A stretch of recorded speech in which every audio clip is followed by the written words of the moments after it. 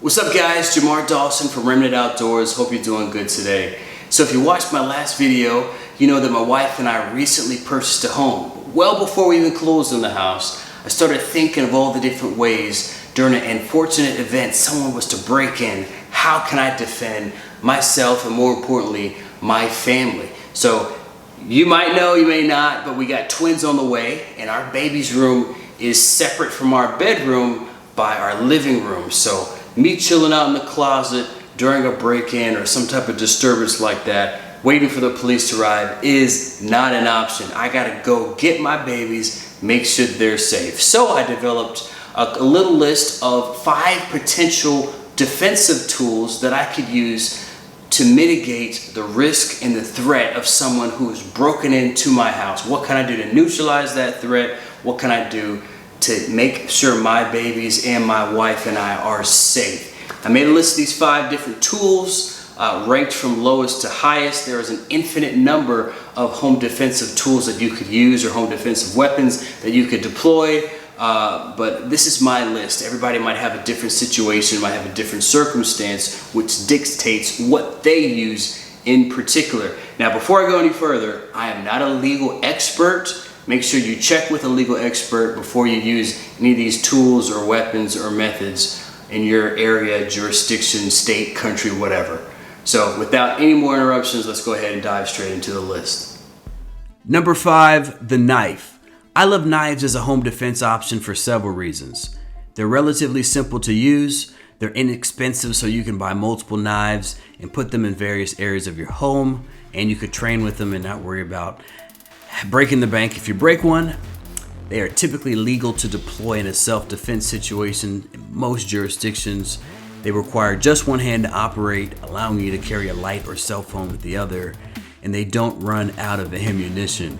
The cons, however, are that if you don't train with a knife, you're likely to hurt yourself on top of not being very effective when using the weapon against an attacker. Knives have a shorter reach, so they require that you get up close and personal with a bad guy, increasing your odds further of getting hurt. Lastly, you'll be outgunned if the attacker or attackers have a weapon with greater reach and range than you, like a club or a firearm. Nevertheless, knives are a solid choice, especially if that's all you're legally able to possess. But I think we could do a little bit better. Number 4, the baseball bat or expandable baton. Everybody knows that the baseball bat is one of the more popular tools when it comes to self-defense and has been used to protect homes around the world for over 100 years. Equally as good, however, is the expandable baton. Collapsible and compact, you could store a baton in virtually any hiding place around your house. It, like the bat, packs a heck of a punch that can knock a bad guy out of the fight. The biggest benefit to the baton or baseball bat option is that if you swing at a shadowy figure as you're investigating a potential break-in and it turns out to be a non-bad guy, it's not likely that you're going to inflict lethal harm to that person. As good as these tools are, they come up a little short in the range department, as you still have to get relatively close to an attacker. If this is all you have, it's certainly better than nothing and slightly better than a knife in my opinion, but I think we could still do a little bit better than this. Number 3 is a semi-automatic rifle. This option is one of the more controversial tools on the list, especially in today's political and social climate, so let's just get straight to the pros and cons. Modern semi-autos are extremely effective at what they're designed to do, and that's to shoot highly accurate, high-speed projectiles downrange. Due to their nature, most models allow for the user to attach multiple accessories like lights, red dot sights, etc. for fast target acquisition and identification. Additionally, the user doesn't have to worry about running out of rounds before needing to change magazines in the event that you need to exchange fire with a bad guy. There are some cons, however, with the main one actually being its strength. The high energy rounds it fires can pass through walls and other objects to actually hurt innocent people in the house or even hundreds of yards away. Additionally, they require both hands to operate, making actions like opening doors or using your cell phone much more challenging to those without the training and drill work. It's possible, but you really need to train for this, you need to practice it. Overall, unless your situation includes a high likelihood of long-range engagements, like a disturbance at a ranch or really large property, I wouldn't really recommend a semi-auto as the best home defense option personally. I may get flamed for this, but it is what it is. I could care less about what you use, really, as long as you deploy it safely and responsibly. Number 2 is the pistol. It's tough putting the pistol in the number 2 spot since there's so many pros to this tool. It's extremely small, resultantly it's portable, allowing you to holster or pocket the weapon as needed.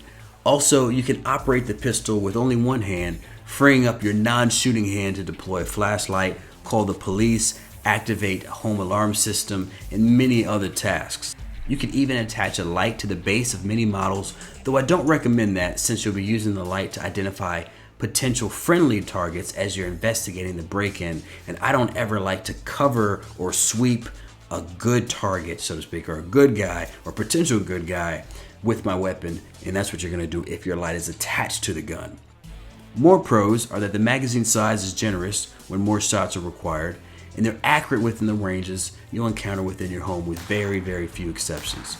The only cons I can really think of is that it can be challenging to try to track targets with the absence of night sights installed on the pistol, though using it in tandem with a light of some kind sort of mitigates this issue to some degree. Additionally, you'll need to practice to maintain proficiency with a pistol in order to be accurate.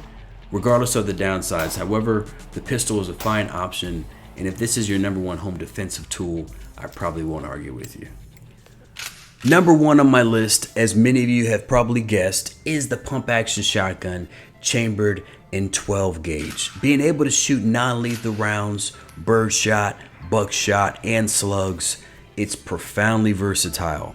A quality model can be purchased for about $200, meaning that it's extremely practical. You can attach lights to this weapon. You can attach a red dot to this weapon.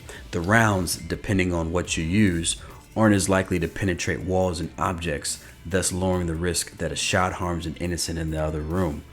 Additionally, the margin of error is greater due to the spread pattern inherent to shotguns.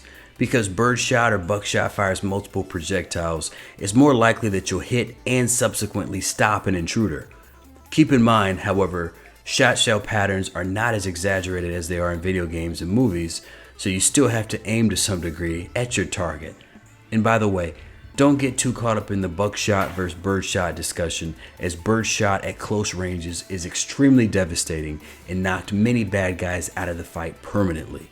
Lastly, a good defensive style shotgun like this Mossberg 500 variant is going to be relatively compact, which helps you stay tight when going around corners and turns in your home. The shotgun has some cons, of course, namely lower ammo capacity and a higher level of felt recoil for each pull of the trigger. However, these can be mitigated and compensated for using a variety of methods. Overall, the shotgun is a versatile, easy to use weapon that currently reigns king of the home defense weapons.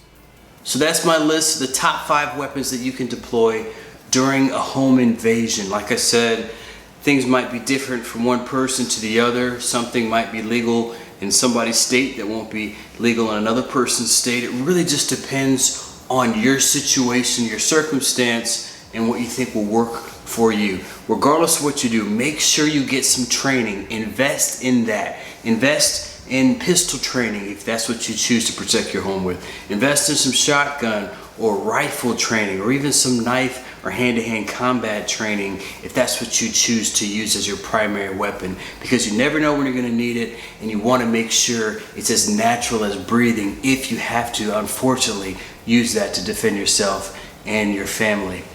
I would love a like.